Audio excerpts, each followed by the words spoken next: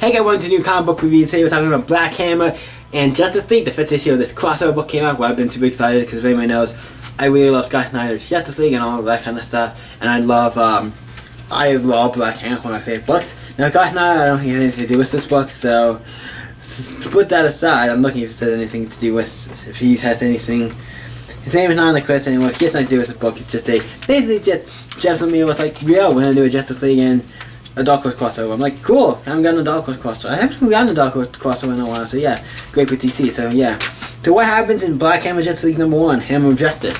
Let's pop it in. First of all, this is by Jeff Lemire, obviously, because he writes Black Hammer, and he's written for DC before, so it makes sense he's writing this book.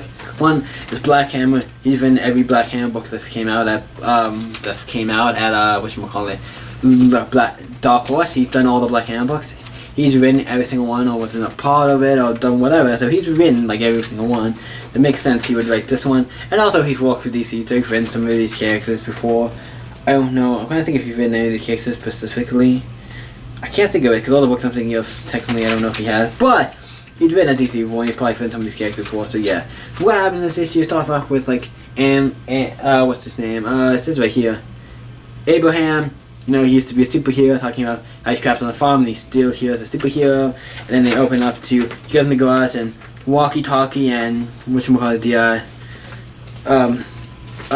walkie-talkie and the other guy who is, I can't remember his name, Bob Relline, or the Martian character. I'm sucking with his name, sorry, his name. So we have walkie-talkie and the Martian here, and they're building this thing to try to get out of this place. And then, like, no, what you do to my tractor? I need to actually do some good walk here. And then it's like Colonel Weird pops in, like, hey, what's going on, everybody? And kind of starts chiming in. Then obviously Zephyr comes in. Gale comes in. He's a little kid, like smoking, drinking. So like, I'm 60, and the kid's body, I do whatever the fuck I want, kind of. And then they come in. And they talk and like, you're too loud, the kid, come in, get off my back, all this stuff. And then like Madam Dragonfly comes in and talks to him, like something very serious is happening. Something very serious is going to be happening, and we need to be ready for it. And then we find out like, oh, Baba, or the Martian, he's like telling him like, hey, B-A-R-B-I, Bob, is that Bobby? Bobby? If it is, Bobby, is that Bobby? Everybody's calling him, I don't know. But he tells him, like, hey, you need to change, somebody's coming. And we find out, like, Colonel Weird, you need to disappear as well. Because this guy is probably a regular human, and we can't have him see all this weird shit. He comes up and he's like, yes, hello, I would like to buy the farm. And you can only tell when you first see him, like, his face and everything, like, oh, this guy is evil. He has evil flowing from him. Like, it's just, look at this guy. He looks like he's about to do some evil shit. So yeah, he's the evil guy and like coming up like, oh, I want to buy your farm, I want to take all your... Yeah. Then we cut to, obviously the Justice League, because we're cutting to their universe, and they have to fight Starro, and he's like affecting a bunch of people and attacking them and stuff. Just like Superman, Wonder Woman, Flash, Cyborg's all trying to stop these guys, and then they kind of stop him, then this guy comes up who's like a magician kind of guy, the same guy who was talking to the Black Hammer characters. It's basically like, to my knowledge, it's the same guy, or somebody slightly different. I think it's the same guy, and he's like talking to, then he comes back to the Black Hammer guys, and like, oh, I have a thing to get you guys away, da, da, da. He's like, Dragonfly comes in like, magic, like, you're a magic person, I don't trust you. And like, okay, well, the cover's blowing, and then at the same thing, the Justice League, like, one of them's like, it's magic. Well, it's cool, because one has to do with Justice League Dark and all that right now to make it understand why Steve would think all of it. It's kind of, I'm glad to see he's like saying it's magic. I'm like, oh yeah, it's in Justice League Dark and stuff now. That would make sense why Steve would be like, oh, you're a magic person, I can tell, because I've been hanging around all this stuff, and Batman and everything's coming in, like, okay, where's this man if you guys stop him? But then they're talking to him like, hey, you guys want to get off the farm? The guys on the farm, the Black Hammer characters, like, you guys want to get off the farm? And then talking to these other people and like, hey, you guys want to take a day off, or want to get some break, want a break before you do all the superhero work, you don't get a break. So basically he takes them and he switches their lives.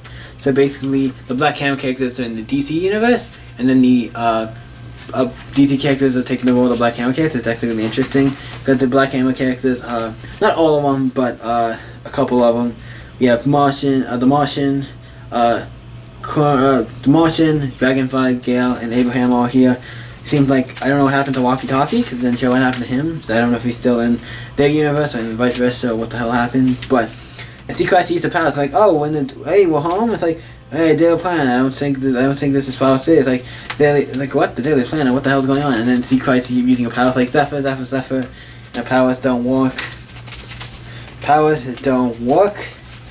still here, like, she can't turn back into herself, so it's kind of weird, but I'm like, yeah, it really sucks. You can't turn into this thing, whatever. And then it's like, what the hell's going on? And then it's like, what the hell? Something's going on. And they find out, oh look, Star was still here, and all those things. So either Superman didn't take him away, or when they quit, something happened, he's back. But everything, I think that happened in the middle where everything was going on. So it's like, yeah, they quit to stop him in the middle of this, I think. That's why the Star Wars thing is still maybe going on. But Star Wars here, and they have to fight him. He's like, I've never fought in like an actual super villain fight in a long time. So fuck, this is gonna be really suck. And then it cuts to the Black Hammer War, with so Superman and basically like Abraham, and it does like the exact same structure. Like this first page is actually the exact same, except with Superman. It's like, oh shit, and then the next page is like also the exact same as well. But instead it's with like Batman is the guy walking on the thing, so the Batman would technically be, I guess, Walkie Talkie or the Martian. He'd be one of them, and it seems like Wonder Woman obviously would be Gale. It's like, okay, this is interesting. They're doing like a role reversal thing, cool. And then it ends on the last page with Colin Weir just appearing in space, and they're like, oh look, he's getting to meet all the Green Lanterns. And like how he says at the end of the last thing, he says, a mystery in space. Because there is a book by DC called Mystery in Space. That's kind of a cool little reference. And also he gets to meet the Green Lanterns, see Kilowog, John Stewart, and then whoever this guy is. I can't forget this guy's name. But this guy's another one of the Green Lanterns I know. I don't know any of the other Green Lanterns, but I forget that guy's name. But yeah, as we to be continued. I really like this book as an idea, and ends with to be continued. That's the end of the first issue of Black Hammer's Justice League. What do I think of Justice League Black Hammer? I think it's one of the best books out right now. I think it's okay. I love Black Hammer just in general, and the idea of them cutting with Justice League. I was like, yes, this is a book. It's probably gonna be one of my favorite books to come out.